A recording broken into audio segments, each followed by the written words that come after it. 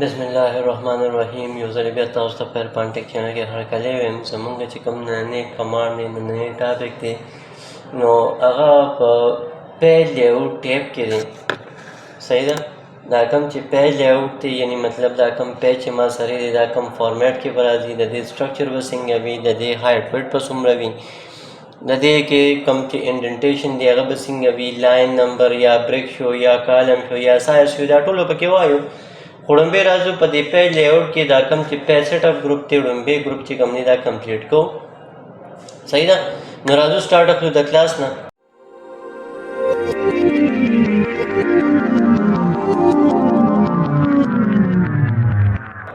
فرسټ د دې چې کوم دی ړومبی دا کوم چې مارجن دی، مارجن مونږ وایو هغه ایریا ته چې په کوم کې لیکل نه کېږي. فور ایگزامپل دلته ما یو فارموله چې کوم دی هغه پټ کړه. صحیح ده؟ بای ډیفالټ یې خو ماله 5 پیراګراف راکړل، خو په دې کې دا لیفټ ټاپ او رایټ دا ایریا، دې ایریا کې موږ سره دا لیکل نه کېږي، دې ایریا ته موږ مارجن وایو. اوس کو چونکې یو کس وایي چې لکه دا مارجن ولا کم کا، نو مارجن ته زه راتلی شم، دلته مارجن باندې کلیک کوم، دا پکې مختلف دي. لکه نیرو کې اخلم، اوس ورته وګورئ سایز یې کم شو، کم چې دا مارجن سایز دی، مارجن سایز کم شو، که داسې هم درته نه ښکاري اوس ورته وګورئ، اوس مارجن کم شو. اوس دقه شانته زه واپس رالم دلته دې ځای کې بیا وایډ دی، وایډ ته وګورئ، نو اوس 2 انچ کم دی لیفټ رایټ او 1 انچ کم دی په ټاپ باندې ځای پرېښودو. اوس واپس رالم دلته چې کوم دی کسټم مارجن ته، نو چې کله کسټم مارجن ته راشي دا وینډو به راشي. په دې وینډو کې په ټاپ باندې چې څومره ایریا تاسو ورکوئ، څومره سایز تاسو ورکوئ، او نو سایز به دې سکیپ کوي، نور ایریا کې تاسو بیا لیکل راوستی شئ.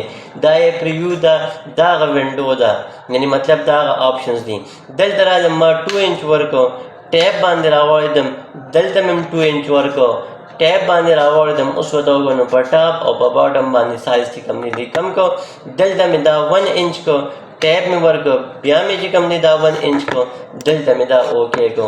نو په رایټ او لیفټ باندې چې کوم دی هغه مو سره 1 انچ دی، خو په ټاپ باټم باندې ما سره 2 انچ دی. زه واپس راځم دلته مارجن ته، مارجن کې ما نامه بیا نارمل کو. نارمل مین دا چې 1 انچ په ټاپ، 1 انچ باټم، 1 انچ رایټ، 1 انچ لیفټ سایډ. واپس رالم دلته مارجن ته، په مارجن کې کسټم مارجن باندې مې کلیک کو. دا پکې د دې چې کوم دی هغه ګیټر دی، ګیټر وایي بایډنګ، یعنی مطلب د بایډنګ دپاره بیا ته سایز چې کوم دی ورکې، دلته موږ ته پریویو کې شو کېږي، دا موږ سره پریویو ده.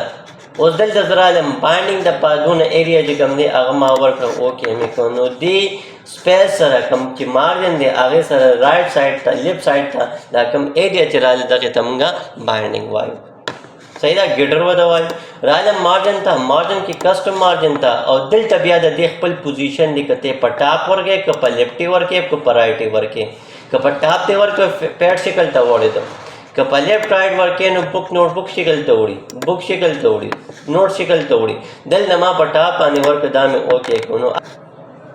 نو دا پکې چې کوم دی هغه ګیټر. رالم مارجن ته، کسټم مارجن ته رالم، زه یم چې دا لکه دا ګیټر پکې نه ورکوم، دا ما 0 کو، اوکې مې که. بای ډیفالټ زما چې کوم پیپر لیمټ دی هغې ته کوم دی په خپله برابر شو. بیا پکې هم په دې کسټم مارجن کې دلته چې کوم دی یو آپشن دی، دغې ته څه وایي اورینټیشن وي. اوس دا اورینټیشن چې کوم دی هغه کسټم مارجن ته رالم، په کسټم مارجن دا کوم چې اورینټیشن دی، دا اورینټیشن دا دلته موږ سره هم موجود دی. که تاسو دا پوزیشن چې کوم دی د پیج دا چینج کوئ، لینډسکیپ ته اړوئ یا پورټریټ ته اړوئ، دې ځای نه چې کوم دی اړولی شئ، دلته ایرو باندې کلیک کړه. اوس دلته لینډسکیپ دی، دا لینډسکیپ ته وړېدو. اوس همدا پیج زه واپس چې کوم دی پورټریټ ته اړوم، پورټریټ ته وړېدو.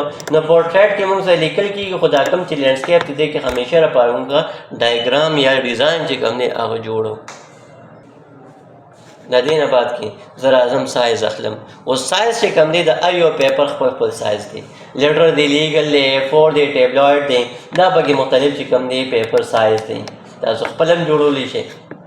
خو دلته کوم چې سکول لیول دی یونیورسټیز لیول دی نو هغې چې کوم دی پکې خپل یو فارمیټ هغه تیار راغلی دی هغې ته وایي A4 نو دا کوم چې 8.27 انچ دی دا د دې ویډ دی خو هایټ یې چې کوم دی هغه 11.69 دی دقه شانتي لیګل دی 8.5 دی 14 دی لایک فار ایگزامپل زه ما لیګل باندې کلیک کړ نو زما د پیج ویډ چې کوم دی هغه سیوا شو ولې چې اورینټیشن ما لینډسکیپ کې اخیستی دی که زه پورټریټ کې واخلم نو د ویډ چې به کوم دی هغه 8.5 وي خو هایټ به چې کوم دی هغه 14 انچ وي